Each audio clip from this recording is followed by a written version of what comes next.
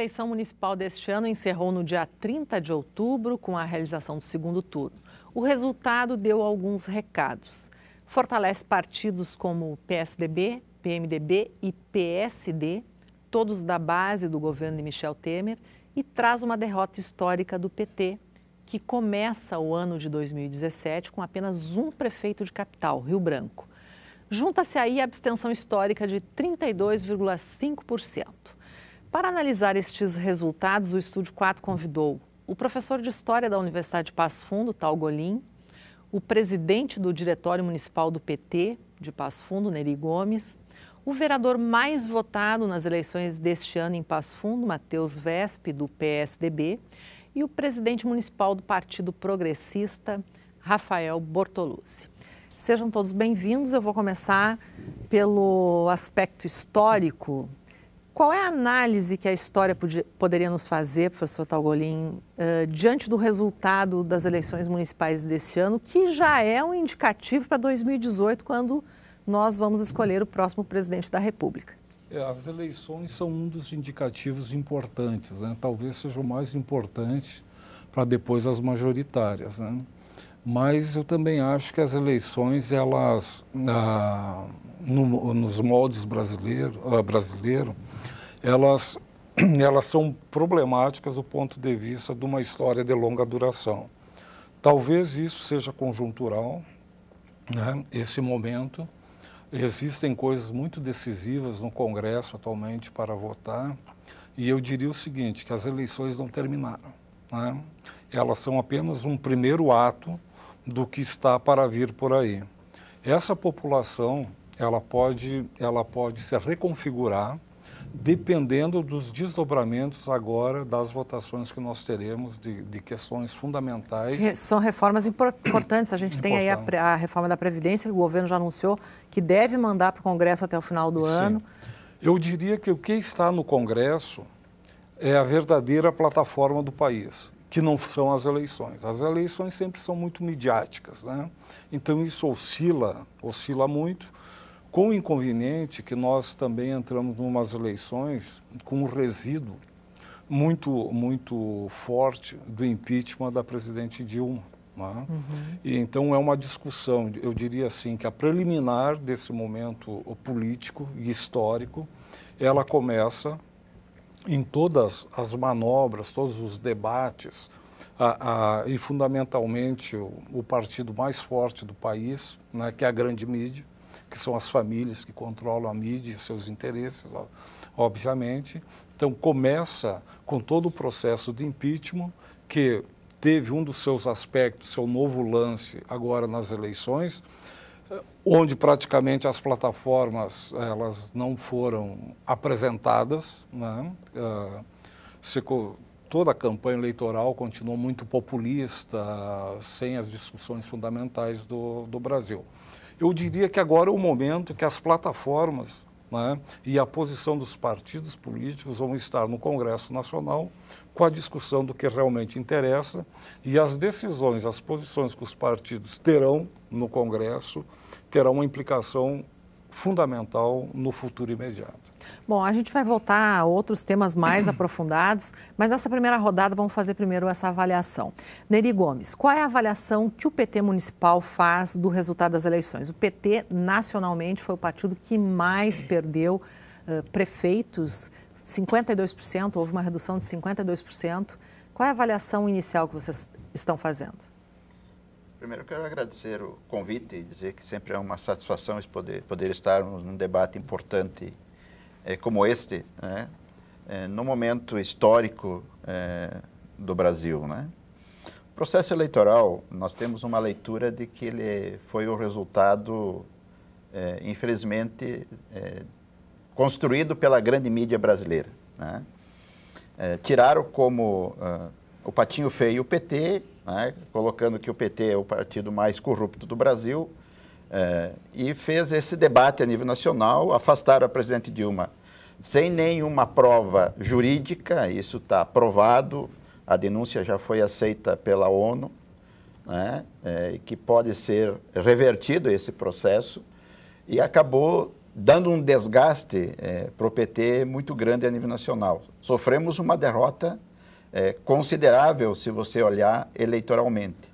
Mas, como disse o professor, nós também temos essa compreensão que o processo eleitoral ele não acabou. O processo de votação que está no Congresso Nacional, por exemplo, a PEC da morte, né, que acaba com o Sistema Único de Saúde, que acaba com as universidades federais, que acaba com todos os programas de inclusão social que foi criado pelos governos do PT, Lula e Dilma, por exemplo, o ProUni, o Ciência Sem Fronteira, o Minha Casa Minha Vida, vários programas que já acabaram, o próprio FIES é um programa que a nossa universidade, o PF, tinha um acesso de alunos importantes e que está acabando e vai acabar.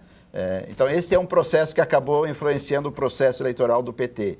Mas que nós achamos que é um processo que nós vamos construir dentro do PT, se reconstruir. Tivemos erros, é verdade que tivemos erros no nosso governo, tivemos erros de algumas figuras do nosso partido, e nós queremos rediscutir isso, tanto dentro do PT quanto com a sociedade brasileira. Matheus Wesp, qual é a sua avaliação inicial? PSDB, que foi o grande vencedor, vai governar 1/3 da população brasileira, ganhou capitais importantes como Porto Alegre, São Paulo, com Dória, que não era um político tradicional, surgiu de última hora. E você, em Passo Fundo, foi o vereador mais votado. Bem, primeiramente agradecer pela oportunidade de estar aqui com os telespectadores, também os colegas de debate, o professor Tagolin, o ex-vereador Neri Gomes e o ex-vereador Rafael. Eu acredito, tal como disse o professor Tagolin, que é muito importante que nós pautemos o atual momento da política brasileira acima de discussões partidárias e ideológicas. A sociedade ela vive um tempo de mudanças, Umara. E é claro que mudanças elas pautam-se por referenciais. Eu acredito que o PSDB, nesse momento, ele foi apenas um simbolismo de mudança, porque as pessoas acreditam, num primeiro momento, que o PSDB se encontra num espectro ideológico diferente do PT, que era o partido do momento. E eu acho que nós temos que levar a discussão além disso, principalmente no que se refere à discussão da reforma política.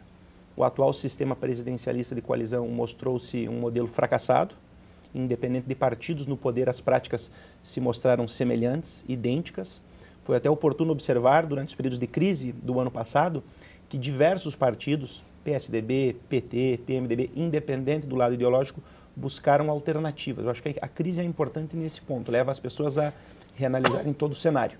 Infelizmente, pelo que eu analiso hoje, a mudança se pauta de modo superficial, simplesmente com a troca de nomes. Eu acho que nós não podemos parar por aqui.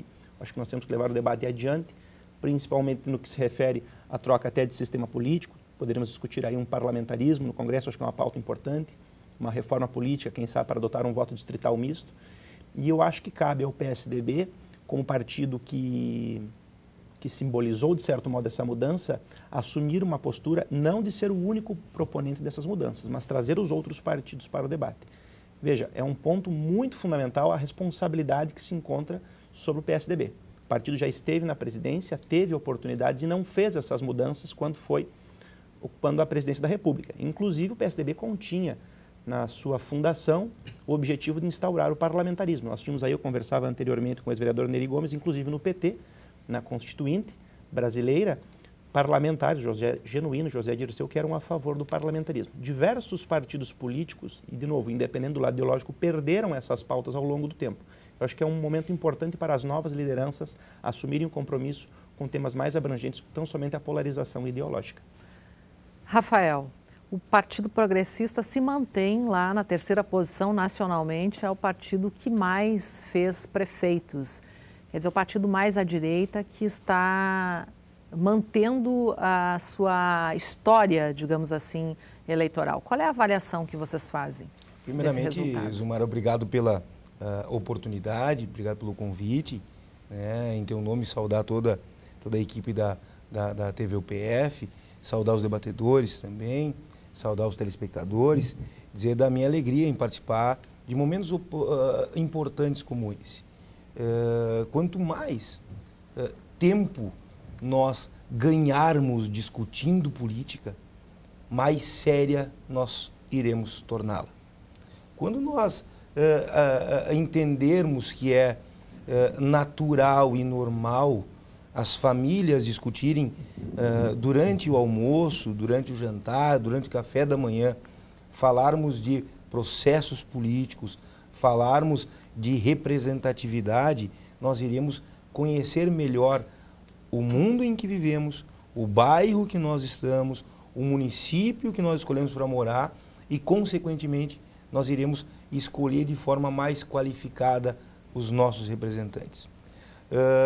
Esse processo eleitoral mostrou para nós, o Partido Progressista, que a política municipalista que a gente vem fazendo, afirmando que 300 prefeitos têm condições de fazer muito mais do que um governador, 5.000 prefeitos têm condições de fazer muito mais do que um presidente da República, mostra que nós estamos mantendo essa integridade no nosso posicionamento.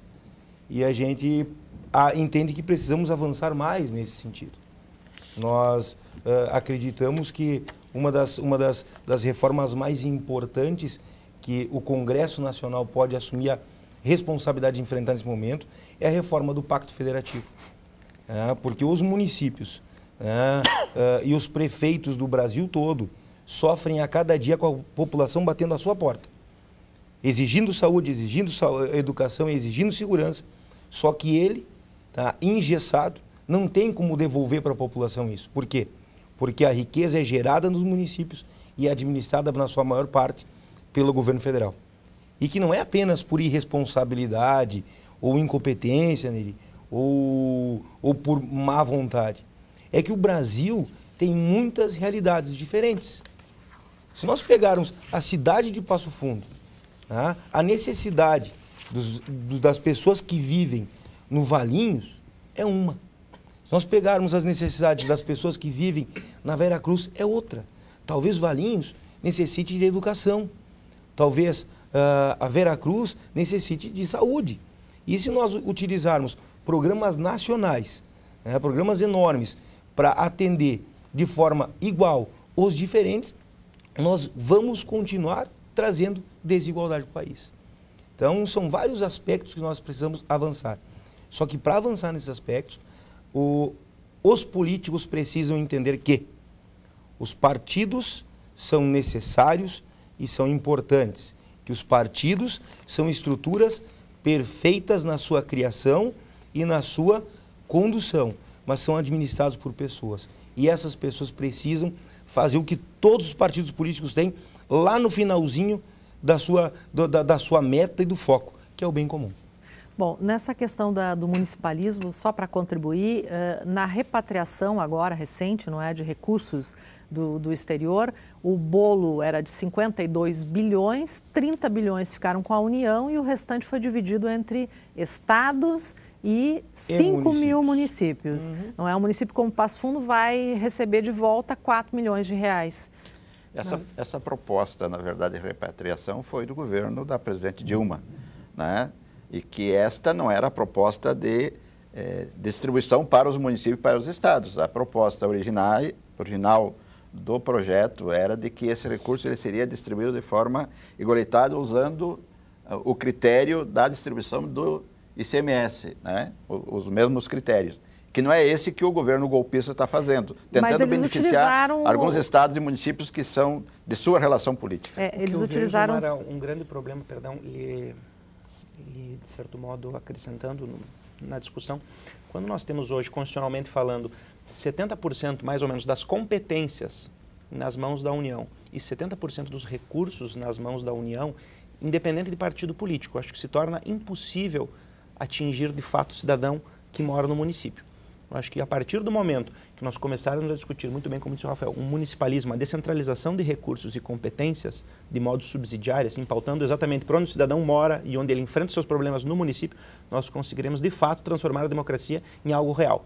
Agora, se nós, a partir, por exemplo, de um ponto central, em Brasília, de modo assim totalitário, patrolarmos todas as diferenças que existem de norte a sul, acho que fica muito difícil dar até certo crédito à política. Eu acho que por isso que as pessoas acabam até se afastando da política, que nós vemos, por exemplo, na abstenção muito grande que nós temos. A questão da abstenção, 30%. Que recado foi esse que a população deu? Mas a gente vai falar disso no próximo bloco, a gente volta em seguida.